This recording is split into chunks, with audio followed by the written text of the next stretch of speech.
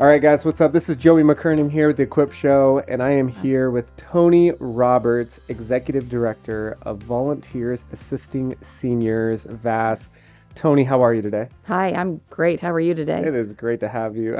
I'm good. Thank you. I got my Starbucks here, so, that's always a good sign. Yeah, But it's great to have you on the show. thank you. And Tony, it's, this show really highlights great nonprofits. Love what you guys are doing. Yeah. Right as we jump into it, there's a lot of not a lot of nonprofits we know that support seniors. Right. And so you guys stuck out to us, Thank and you. that's why we reached out. And so glad to have you here. Thank you. Yeah, we're excited to be here. Could you share just a little bit? Give us kind of the overview, elevator pitch. What do you guys do? What are you guys about? We're a 501c3 nonprofit, and we primarily serve seniors and some others that are qualifying adults that are eligible for Medicare. We partner with the Douglas County Assessor's Office to provide homestead exemption application assistance to homeowners throughout Nebraska. Okay. It's a statewide program, and that's probably, Medicare is a big part of our heart. Yeah. But it is homestead exemption time, and not enough people know about that program. Yeah. So I want to really hit that one. That's great. Yeah. How long have you been with the organization? I've been there just about 4 years. Yeah. What made you want to join and take the role of ED? It's a big role. It is, but I love it. And honestly, I had another job that I loved and had been there for a while, but somebody sent me the job description and said, "Hey, this just has your name written all over it." Yeah. And so, it was a process, but I ultimately made the decision to come to Volunteers Assisting Seniors, and it's wonderful. Yeah. It's a wonderful You're good. wonderful organization. Yeah. And it is volunteer driven, hence the name. I was going to say, We're a very very small staff, Mhm. and we have about 71 volunteers now, Wow. who most of them are certified Medicare counselors, and the training for that the first year is not an easy lift. It's about 60 to 80 hours. And then ongoing every year, it's an additional 25 to 30 hours. So, and these people, I say when I do any kinds of these things, I never have the right words because there's not a word big enough to explain how amazing this group of people is. They come, they do all that training, and they do it year after year, and they don't leave. They're incredible people, and they do such a good job. When did it begin? What? You know what? How did this? I love that you asked Yeah, that. Okay, so 50 years ago, the Junior League put together a grant and started this organization. It was a pilot program. There were like 10 in the country. We're the only one that's still actively going. And the name initially was Volunteers Intervening for Equity. That changed about 18 years ago. Sure. And we're now Volunteers Assisting Seniors. But we're celebrating our 50th anniversary this whole year. We're excited about that, and we're gonna maybe have a party or something this summer. So it's been really exciting. Yeah. Yeah. That's amazing. Give us kind of the rundown, like what does the programs look like? Where are your main focuses? Kind of flesh out the programs for me a little bit. Sure. Yeah. I'm going to start with Medicare. We're the Eastern Nebraska SHIP office. SHIP is a program that is throughout the United States. All states have a SHIP program. Okay. In Nebraska, there are 7 SHIP offices. We're the Eastern Nebraska SHIP office, so we're Douglas County, Dodge, Washington, Sarpy, and Cass. Okay. Okay. And we provide Medicare counseling, information, programming, workshops, all things Medicare. And we are free and non-biased. We do not charge for our service. We do not get kickbacks or compensation from any insurance companies. We don't have agents that work in our office in any way. And so everything that you get, you can be pretty confident is just really good information. And so Medicare is, we do that all year long. People turn 65 every day of the year. And then there's Medicare open enrollment, which is the opportunity in the winter, October 15th to December 7th every year for people who are already on Medicare to review their prescription drug plan or their Medicare Advantage plan.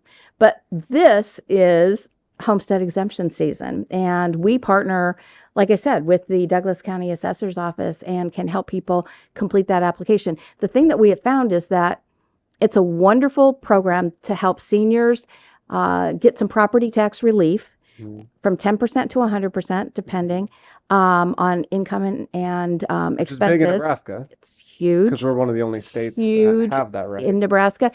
There are homestead exemption programs in many states, but ours is one of the most generous. Mm-hmm. And so many people either don't know about the program or don't think they would qualify because they think, oh, I have to only make $20,000. But honestly, in reality, a married couple making $65,000 could potentially qualify for 10%. At $43,000, a married couple could get up to 100% property tax relief. Wow. Now, even 10%, if you're paying $5,000 in property, that's $500 still in your pocket, worth the 20 minutes to find out if you would qualify. Yeah. And so we're, and again, free, call us, make an appointment. We do appointments in our office. We have about 26 satellite locations throughout the 5 counties.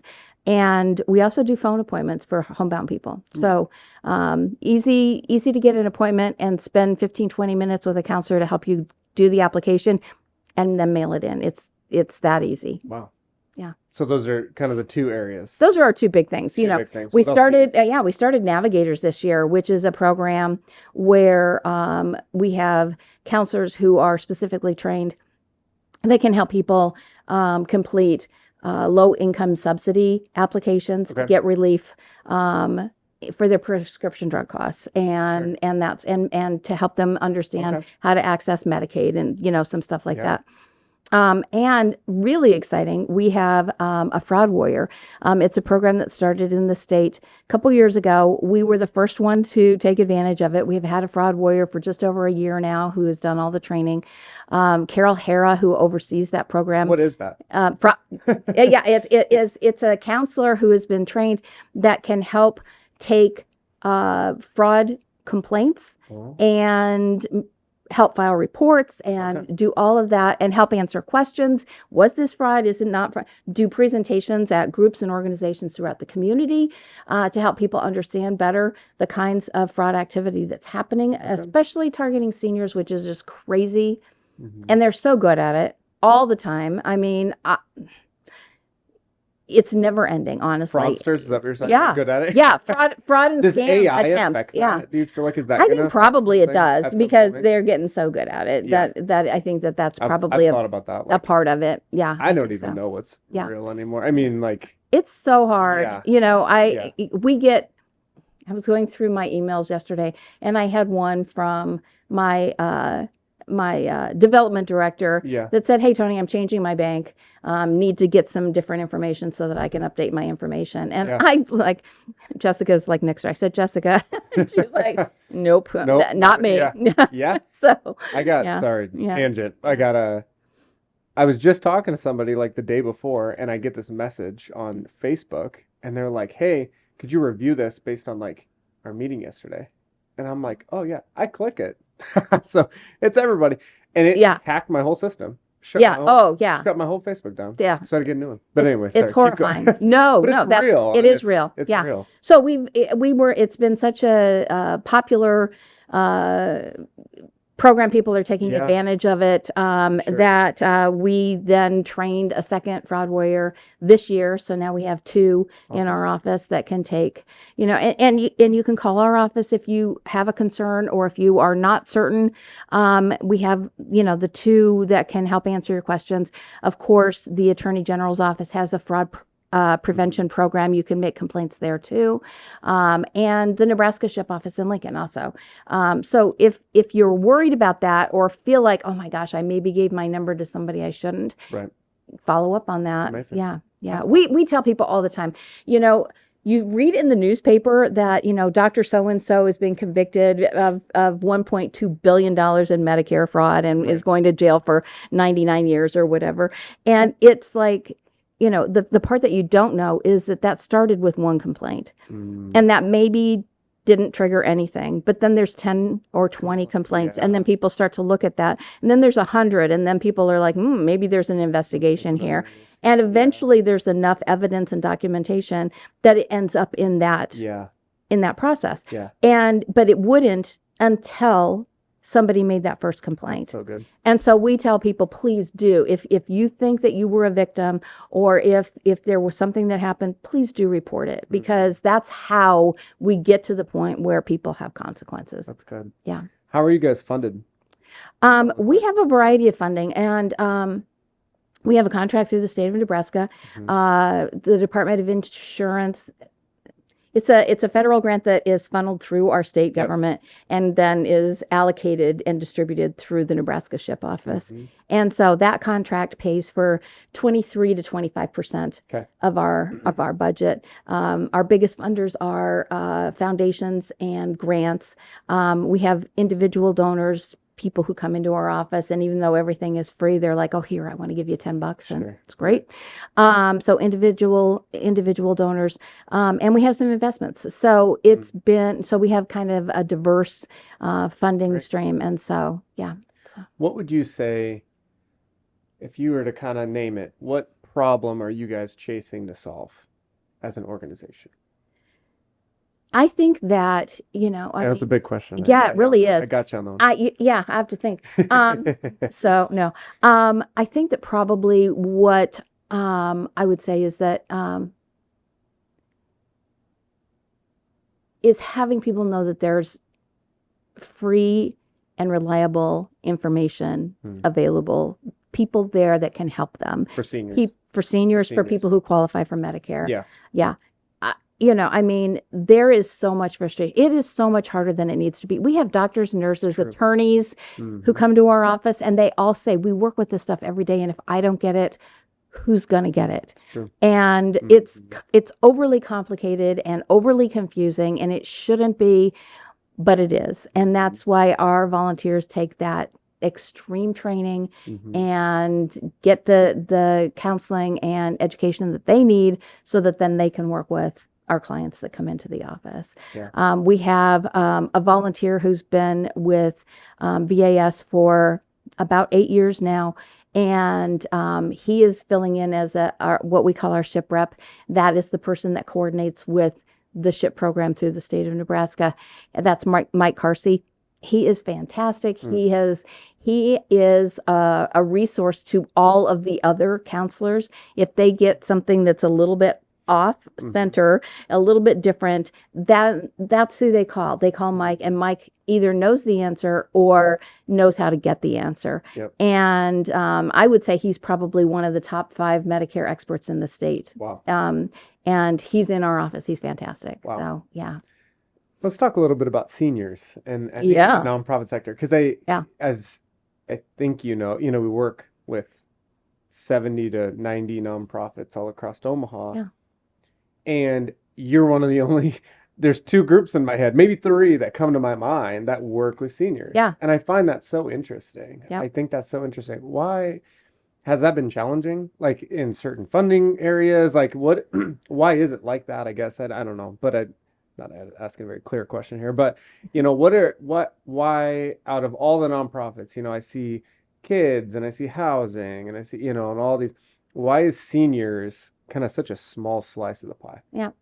Well, in the funding world, puppies and kitties and babies and kids are, cute and appealing and, right. And marketable. And yet we have such a giving,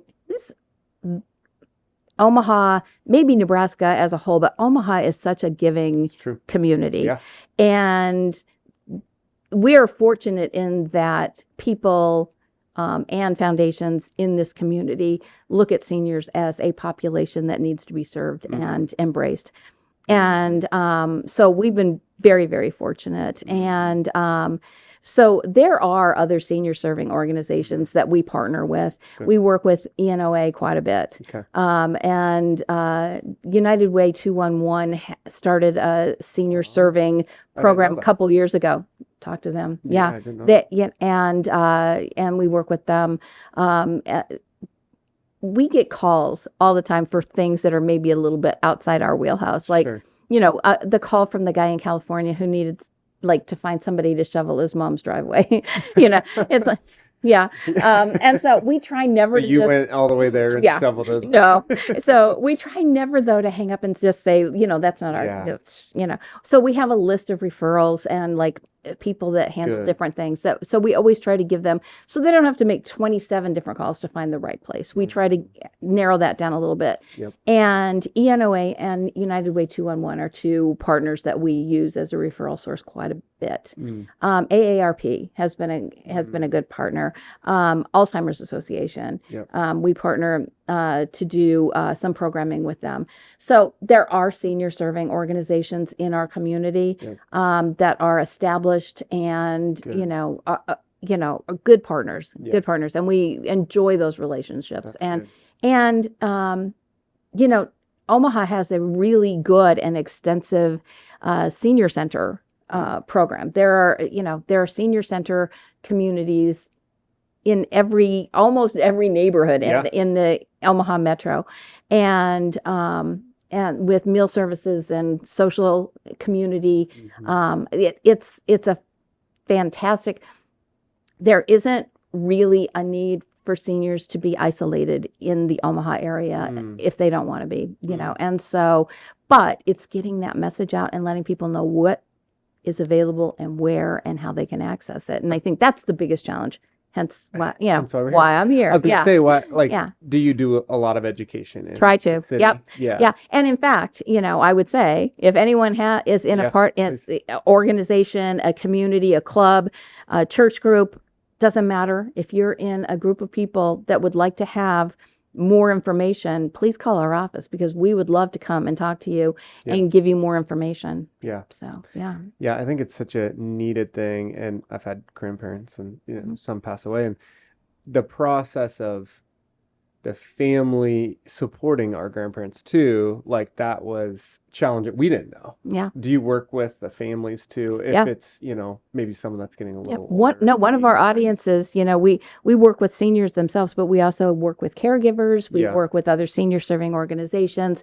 And the other audience that we have is adult children of aging parents because their parents get to a point where they're not necessarily able to make good decisions on their own. Maybe they're now a POA, a power of attorney. Yeah. And they come to us and they're like, what is this Medicare?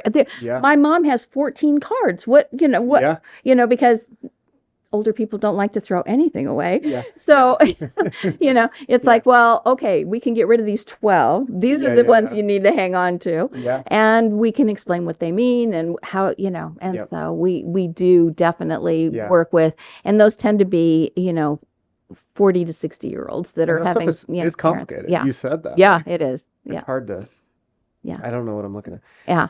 What would you say your guys' biggest challenges on maybe a program side, community side, and then maybe a funding side? On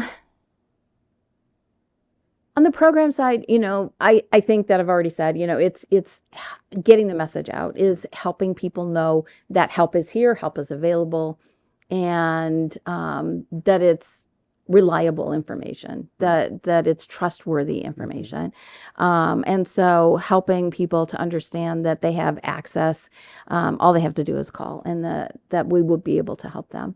On a funding side, we're in the middle of grant season. It's slowing down right now. I mean, February, March, April, grant season for us. Yeah. And so it's just really busy because that's how we, figure out then where the money is coming from for the next year as we are now writing our budget for the next fiscal year, which starts July 1st. Yeah. So right now, we start at zero and then, build from there to do that.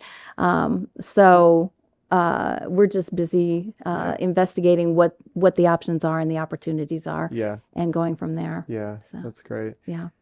Yeah, what are you excited about this year for VAS? I am excited. Every year, we look at where we are and and where the holes are within our mission, which is to empower seniors with the knowledge and confidence to make good decisions about their benefits. And so we're very mission driven. We want to make sure that we're staying within that lane. Yep. And so every year we sort of assess what we have available and where the holes are, what we're missing, what is still needed.